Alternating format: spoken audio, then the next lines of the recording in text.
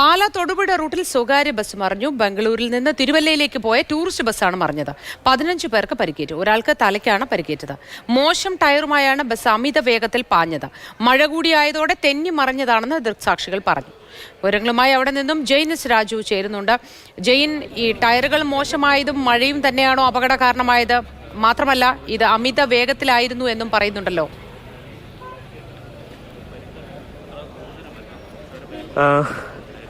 മോത്തി, തീർച്ചയായിട്ടും ഈ വാഹനത്തിന്റെ അപകടം അല്പസമയം മുമ്പാണ് ഉണ്ടായത്. തൊടുപുഴ ഭാഗത്തുനിന്ന് പാലായിലേക്ക് പോവുകയായിരുന്ന വാഹനം അവിടുന്ന് തെന്നി നീങ്ങിയതിനു ശേഷം റോഡിൽ തന്നെ മറിയുകയായിരുന്നു. ഏതാണ്ട് 20ഓളം യാത്രക്കാരാണ് ഈ വാഹനത്തിൽ ഉണ്ടായിരുന്നത്. അതിൽ 12ഓളം പേർക്ക് പരിക്കേറ്റിട്ടുണ്ട്. അവരെ തൊടുപുഴയിലെ വിവിധ ആശുപത്രിയിലായി ചികിത്സയിലാണ്. അവരുടെ ആരോഗ്യം വളരെ ഗുരുതരമായി ആർക്കും പരിക്കേറ്റിട്ടില്ല എന്നുള്ളത് തന്നെയാണ് പറയുന്നത്. ഈ അപകടത്തിലേക്ക് നയിച്ച ഒരു പ്രധാന കാരണം എന്ന് പറയുന്നത് ഈ വാഹനം, അതായത് ബാംഗ്ലൂരിൽ നിന്ന് കോട്ടയത്തേക്കൊക്കെ നടത്തുന്ന സ്റ്റേജ് ഗ്യാരേജ് ബസ്സാണ്. ഇതിന്റെ ടയർ നോക്കുക, ഇതിന്റെ അകത്ത് ഇത് കണ്ടോ, കമ്പി തെളിഞ്ഞു അല്ലെങ്കിൽ നൂല് തെളിഞ്ഞു എന്ന് നമ്മൾ പറയുന്ന തരത്തിലുള്ള ടയറുകളാണ് ഇതിനകത്ത് ഉപയോഗിച്ചിരിക്കുന്നത്. ഈ വാഹനത്തിന്റെ പിൻ ടയറും സമാനമായിട്ടുള്ള അവസ്ഥയിലാണ്. അതായത് ഇതൊന്നും, ഈ ടയറൊന്നും ഉപയോഗിച്ച ഒരു വാഹനം ഓടിക്കാൻ കഴിയില്ല. പ്രത്യേകിച്ച് ഇന്റർസ്റ്റേറ്റ് സർവീസ് നടത്തുന്ന ബസ്സുകൾ, പ്രത്യേകിച്ച് ഈ നാഷണൽ ഹൈവേയിലൊക്കെ ഇത്തരം ബസ്സുകളുടെ വേഗത എന്ന് പറയുന്നത് പലപ്പോഴും 100 കിലോമീറ്റർ ഒക്കെയാണ്. സ്പീഡ് ഗവർണർ ഉണ്ടെങ്കിൽ പോലും അത് പലപ്പോഴും വിച്ഛേദിച്ചുകൊണ്ട് ഈ വാഹനങ്ങളുടെയൊക്കെ വേഗത എന്ന് പറയുന്നത് രാത്രികാലങ്ങളിൽ 100 കിലോമീറ്റർ വരെ വേഗത്തിൽ പോകുന്ന ബസ്സുകളാണ്. അത്രയും വേഗത്തിൽ പോകുന്ന വാഹനങ്ങളാണ് ഇത്തരം മോശം ടയറിട്ട് ഇങ്ങനെ സർവീസ് നടത്തുന്നത് എന്നുള്ളതാണ്. 20 യാത്രക്കാരാണ് നമുക്കുണ്ടാവുന്ന ഒരു സംശയം, എന്തുകൊണ്ടാണ് ഇതിൽ ഒരു പരിശോധന നടത്താത്തത്? ഇത്രയും ഉപയോഗശൂന്യമായ ടയറുകൾ ഉപയോഗിച്ചാണ് ഈ വാഹനങ്ങൾ അമിത വേഗത്തിൽ പാഞ്ഞു പോകുന്നത് എന്നുള്ള കാര്യം, ഈ പറഞ്ഞതുപോലെ നമുക്ക് വാഹനം മറിയുമ്പോൾ മാത്രമേ അതിന്റെ ടയർ കാണാൻ കഴിയൂ എന്നൊരു ന്യായം കൂടിയേ ഇനി പങ്കുവയ്ക്കാനുള്ളൂ എന്ന് തോന്നുന്നു. തീർച്ചയായിട്ടും കൃത്യമായിട്ടുള്ള പരിശോധന ഇത്തരം കാര്യങ്ങളിൽ ഉണ്ടായിട്ടുണ്ടോ എന്ന കാര്യം സംശയമാണ്. ഇപ്പോൾ ഇവിടെ അപകടം നടന്നിരിക്കുന്നത് ഒരു സ്ഥിരം അപകട മേഖലയാണ്. നെല്ലാപ്പാറ വളവ് എന്നാണ് ഈ പ്രദേശം അറിയപ്പെടുന്നത്. ഇതിനു മുമ്പ് പല വാഹനങ്ങൾ, പ്രത്യേകിച്ച് വലിയ വാഹനങ്ങൾ ഈ പ്രദേശത്ത് അപകടത്തിൽപ്പെട്ടിട്ടുണ്ട്. ഇപ്പോൾ ഇതിന്റെ ഒരു വശത്ത് വലിയ ആഴത്തിലുള്ള ഒരു താഴ്ചയുള്ള ഒരു സ്ഥലമാണ്. വലിയ കെട്ടുണ്ടെങ്കിൽ പോലും അത് താഴ്ചയുള്ള ഒരു പ്രദേശമാണ്. ഈ ബസ് അപകടമുണ്ടായതിനെ തുടർന്ന് ഇതിന്റെ ഒരു വശത്ത് കെട്ട് തകർന്നിട്ടുണ്ട്. ഒരുപക്ഷെ ഈ വാഹനം താഴേക്ക് മറിയുകയായിരുന്നെങ്കിൽ ഇതിലും വലിയൊരു ദുരന്തമായിരിക്കും ഇവിടെ ഉണ്ടാകാൻ പോവുക എന്നുള്ളതാണ്. ഇപ്പോൾ നമുക്ക് കാണാം, ഈ വാഹനം മറിഞ്ഞതിന് സമീപത്തുള്ള കെട്ടാണ്. അതിന്റെ ഒരു വശം ഏതാണ്ട് ഇടിഞ്ഞ അവസ്ഥയിലാണ്. ആ ഭാഗത്ത് ക്രാഷ് കാരിയർ ഉണ്ടായിരുന്നു. അതിലിടിച്ചാണ് ഈ വാഹനം നിന്നിരിക്കുന്നത്. ഏതാണ്ട് 1.5 മീറ്റർ താഴത്തേക്ക് അല്ലെങ്കിൽ മാറിയാണ് ഈ വാഹനം ചെല്ലുന്നതെങ്കിൽ താഴേക്ക് പതിക്കുകയും ഒരു വലിയ താഴ്ചയാണ് ആ ഭാഗത്തുള്ളത്. ഇതിലും വലിയൊരു ദുരന്തമായി ഈ സംഭവം മാറുകയും ചെയ്യുമായിരുന്നു. എന്തായാലും അത്തരമൊരു സംഭവം ഉണ്ടാകാതിരുന്നത് തീർച്ചയായിട്ടും ഭാഗ്യകരമായിട്ടുള്ളൊരു കാര്യം തന്നെയാണ്. ഇപ്പോൾ സ്ഥിരം വളരെ ഗതാഗതം നടക്കുന്ന ഒരു റോഡാണ്. അതുകൊണ്ട് തന്നെ ഇവിടെ നിന്ന് ഈ വാഹനം നീക്കുന്നതിനടക്കമുള്ള നടപടികൾ സ്വീകരിച്ചിട്ടുണ്ട്. ഈ വാഹനത്തിന്റെ ടയർ, ഈ ഉപയോഗശൂന്യമായിട്ടുള്ള ടയർ ഉപയോഗിച്ചാണ് ഈ വാഹനം ഓടിച്ചത് എന്ന് തന്നെ പറയേണ്ടി വരും. ഈ ടയർ മൊട്ടയാണെന്ന് തന്നെ നമുക്ക് പറയേണ്ടി വരും. അതുമാണ് ഈ അപകടത്തിന് കാരണം. ഈ വാഹനം റോട്ടിൽ തെന്നി മാറുകയും അവിടെ നിന്ന് ഒരു വശത്തേക്ക് മറിയുകയുമാണ് ഉണ്ടായത്. 12 പേരോളം പരിക്കേറ്റിട്ടുണ്ട്. അവരെ തൊടുപുഴയിലെ വിവിധ സ്വകാര്യ ആശുപത്രികളിൽ പ്രവേശിപ്പിച്ചിട്ടുണ്ട്. 1-2 യാത്രക്കാരുമായി നമുക്ക് സംസാരിക്കാൻ കഴിഞ്ഞു. തീർച്ചയായിട്ടും പരിക്കേറ്റവരുടെ ആരോഗ്യനിലയിൽ ആശങ്കപ്പെടേണ്ട സാഹചര്യമില്ല എന്നുള്ളതാണ് മനസ്സിലാക്കുന്നത്. ഈ വാഹനത്തിലുണ്ടായിരുന്ന യാത്രക്കാർക്ക് എന്താണ് സംഭവിച്ചത് എന്ന് അറിയില്ല. കാരണം ഈ ദീർഘദൂര യാത്ര കഴിഞ്ഞ് വരുന്ന യാത്രക്കാരായതുകൊണ്ട് തന്നെ വാഹനത്തിൽ ഇരുന്ന് ഉറങ്ങുകയാണ് ഉണ്ടായിരുന്നത്. അതുകൊണ്ട് തന്നെ പലർക്കും എന്താണ് സംഭവിച്ചത് എന്ന കാര്യത്തെക്കുറിച്ച് കൃത്യമായ ധാരണയില്ല. മോത്തി, ശരി ജെയിൻ, നമ്മുടെ ഗതാഗത സംവിധാനത്തിൽ എല്ലാ മാനദണ്ഡങ്ങളും പാലിക്കുന്നു.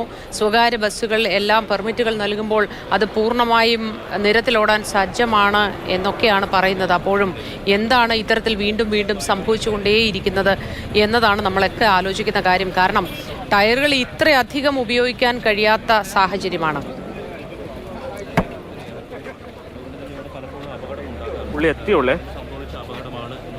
ഇപ്പോൾ MLA മാണി സി കാപ്പൻ സ്ഥലം സന്ദർശിക്കുന്നു.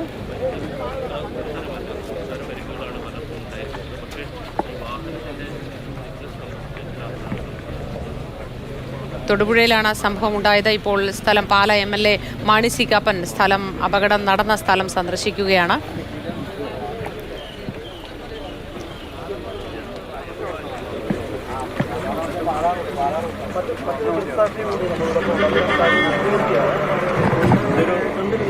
ഞാൻ അവിടെ നിന്ന് കണ്ടാണ്ടിരിക്കുക, ലോട്ടറി നിൽക്കുമായിരുന്നു. അവിടെ നിന്ന് കണ്ടാണ്ടിരുന്നപ്പം വണ്ടി വന്നപ്പോൾ ലൈൻ കമ്പി എൻ്റെ മേത്ത് വീഴുവാണ്ട് ഞാൻ അവിടുന്ന് മാറി നിൽക്കുമായിരുന്നു.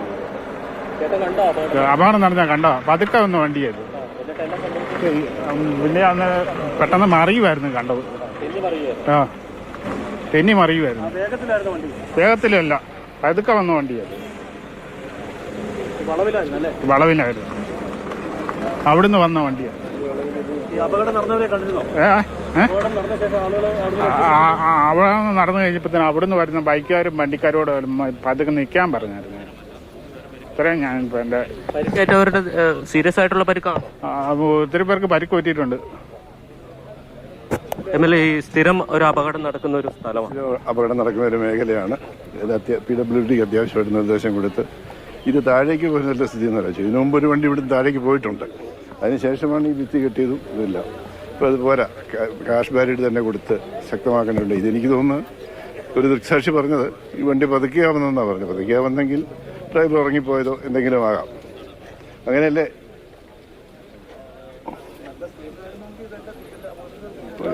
പതുക്കെ വന്നതുകൊണ്ട് ഉറങ്ങിപ്പോയത് കൊണ്ട് സംഭവിച്ചാൽ രണ്ടുപേരുടെ നില അല്പം ഗുരുതരമാണെന്ന് പറയുന്നു. ബാക്കിയുള്ളവരെ തൊടുപുഴയിൽ 26 യാത്രക്കാരുണ്ടായിരുന്നു. അവർ തൊടുപുഴ ആശുപത്രിയിലേക്ക് അഡ്മിറ്റ് ചെയ്തിരുന്നു, കാര്യഘട്ട ആശുപത്രി. ഇവിടുത്തെ ഈ മേഖലയിൽ അപകടം ഒഴിവാക്കാൻ കുറയ്ക്കുന്നതിന് വേണ്ടിയിട്ട് എന്തെങ്കിലും ഒരു നടപടി ഉണ്ടാകുമോ? പ്രത്യേകിച്ച് സ്പീഡിലെത്തുന്ന വാഹന സ്പീഡ് ഗ്യാരേജ്. ഇപ്പോൾ അസംബ്ലി നടക്കുന്ന സമയമാണ്. തിങ്കളാഴ്ച തന്നെ ഇത് PWD മന്ത്രിയുടെ ശ്രദ്ധയിൽപ്പെടുത്തി അടിയന്തര നടപടി സ്വീകരിക്കുന്നതായിരിക്കും. സാർ, ഈ വാഹനത്തിന്റെ പരിശോധിച്ചു എങ്ങനെയാണ് ഈ വാഹനത്തിന്റെ ടയറൊക്കെ കണ്ടിട്ട്? ഇപ്പം ടയറിന്റെ അവസ്ഥ ഇപ്പോൾ വളരെ മോശമാണ്. കമ്പി തെളിഞ്ഞ ടയറുകളൊക്കെയാണ്. ഇനി കൂടുതൽ ഞങ്ങൾ വണ്ടി കൂടുതൽ ഇൻസ്പെക്ഷൻ നടത്തിയാൽ മാത്രമേ എന്താണ് അപകട കാരണങ്ങൾ അറിയാൻ പറ്റത്തുള്ളൂ. പക്ഷേ ഇത്തരത്തിലുള്ള ടയർ ഇട്ട് ഈ ദീർഘദൂര സർവീസ് നടത്തുന്ന വാഹനങ്ങൾ പാടില്ലാത്തതാണ്. കാരണം ഇത് നാഗാലാൻഡ് രജിസ്ട്രേഷൻ വണ്ടിയാണ്. വണ്ടിയുടെ ഫിറ്റ്നസ് മറ്റുള്ള കാര്യങ്ങളെല്ലാം അവിടെയാണ് ചെയ്യുന്നത്, നമ്മുടെ കേരളത്തിലല്ല ചെയ്യുന്നത്. നമ്മുടെ ഭാഗത്ത് നടപടി ഉണ്ടാവും. നമ്മുടെ വാഹന പരിശോധന നടത്തേണ്ട ഞങ്ങളാണ്. ഇതിൻ്റെ ടെക്നിക്കലായിട്ട് എന്തുകൊണ്ടാണ് ഈ വാഹനത്തിന് ആക്സിഡൻറ്റ് പെട്ടെന്നുള്ള വിവരം ഞങ്ങൾ പരിശോധന നടത്തുന്നുണ്ട്. ഒഴിവൂർ RT ഓഫീസിൽ MPമാർ പരിശോധന നടത്തും. പരിശോധന റിപ്പോർട്ട് കൊടുക്കുന്നതാണ്. ഈ പരിക്കേറ്റവരെ സംബന്ധിച്ച് എന്തെങ്കിലും ധാരണ നമുക്കുണ്ട്? പരിക്കേറ്റ ആളുകൾ 26 പേരാണ് വണ്ടിയിലുണ്ടായിരുന്നുള്ളതാണ് നമ്മൾ അറിഞ്ഞിരിക്കുന്നത്. കുറച്ച് ആളുകളെ നമ്മൾ തൊടുപുഴ പ്രൈവറ്റ് സ്വകാര്യ ആശുപത്രിയിലോട്ട് മാറ്റിയിട്ടുണ്ട്. കൂടുതൽ വിവരങ്ങളൊക്കെ അറിഞ്ഞു വരുന്നതേ ഉള്ളൂ. ഈ ബസ്സിലെ ഈ മുൻകൂട്ടി ബുക്ക് ചെയ്ത ആളുകളല്ലാതെ വഴിക്കിൽ നിന്ന് നിയമവിരുദ്ധമായിട്ട് ആളുകൾ പരിശോധിച്ചാൽ അറിയാൻ പറ്റത്തുള്ളൂ. ലിസ്റ്റ് പരിശോധിച്ചാൽ അറിയത്തില്ല. ലിസ്റ്റല്ലേ നമുക്ക് കിട്ടിയിട്ടുള്ളൂ. അവരൊക്കെ തന്നെയാണോ എന്നുള്ള വിവരം നമ്മുടെ അന്വേഷണത്തിലേക്ക് കണ്ടെത്തണം. അതിൽ കൂടുതലുണ്ടാവാൻ സാധ്യത അറിയില്ല. അതിനെപ്പറ്റി നമുക്ക് തിരക്കുന്നുണ്ട്. അന്വേഷിച്ചിട്ട് അതിൻ്റെ വിവരങ്ങൾ പറയും. മോട്ടോർ വാഹന വകുപ്പിന്റെ ഭാഗത്തു നിന്നുള്ള പ്രതികരണമാണ് ലഭ്യമായത്. ഈ വാഹനത്തിന്റെ ഫിറ്റ്നസ് സംബന്ധിച്ച പരിശോധന നടക്കുന്നുണ്ട്. ഇത് നാഗാലാൻഡിൽ രജിസ്റ്റർ ചെയ്ത വാഹനമാണ്. അതുകൊണ്ട് തന്നെ കേരളത്തിൽ ഇതിന്റെ ഫിറ്റ്നസ് സംബന്ധിച്ച പരിശോധനകളൊന്നും നടത്തിയിട്ടില്ല എന്നുള്ളതാണ് അവർ പറയുന്നത്. എന്തായാലും എന്താണ് അപകടത്തിന് കാരണം എന്നതടക്കമുള്ള സാങ്കേതിക കാര്യങ്ങൾ പരിശോധിക്കും എന്നുള്ളതാണ് മോട്ടോർ വാഹന വകുപ്പിന്റെ ഭാഗത്തു നിന്നുള്ള വിശദീകരണം. 26 യാത്രക്കാരുണ്ടായിരുന്നു. നമ്മൾ ആദ്യം സംസാരിച്ചപ്പോൾ ചില ആളുകൾ, അതായത് ഇത് സ്റ്റേജ് ഗ്യാരേജ് ആയിട്ടുള്ള ബസ്സാണ്. മുൻകൂട്ടി ബുക്കിംഗ് സ്വീകരിച്ചതിന് ശേഷം മാത്രമേ യാത്രക്കാർ ഇതിൽ കയറ്റാൻ കഴിയൂ. അപ്പോൾ അതില്ലാതെ കൂടുതൽ യാത്രക്കാരെ പല സ്ഥലത്തു നിന്നും നിയമവിരുദ്ധമായിട്ട് കയറ്റിയിട്ടുണ്ട് എന്നുള്ളത് കൂടിയാണ് പ്രാഥമികമായി മനസ്സിലാക്കുന്നത്. എന്തായാലും പരിക്കേറ്റ് ആശുപത്രിയിൽ കഴിയുന്ന ആളുകളുടെ സംബന്ധിച്ചൊക്കെ വിവരം ശേഖരിച്ചതിന് ശേഷം മാത്രമേ. ശരി ജെയിൻ, ഏതായാലും ആശ്വാസം എന്ന് പറയുന്നത് ആരുടെയും നില ഗുരുതരമല്ല എന്ന് പറയുമ്പോഴും രണ്ടുപേരുടെ നില ഗുരുതരമെന്ന് MLA മാണി സി കാപ്പൻ പറയുന്നു. അത് സംബന്ധിച്ച ഒരു വ്യക്തതയിലേക്കൊക്കെ നമുക്ക് എത്തേണ്ടതുണ്ട്. വരുന്ന മണിക്കൂറുകളിലൊക്കെ അത് സംബന്ധിച്ച കൂടുതൽ വിവരങ്ങൾ നമുക്ക് ലഭിക്കും, നിങ്ങളിലേക്കും പങ്കുവയ്ക്കാൻ കഴിയുമെന്ന് വിചാരിക്കുന്നു.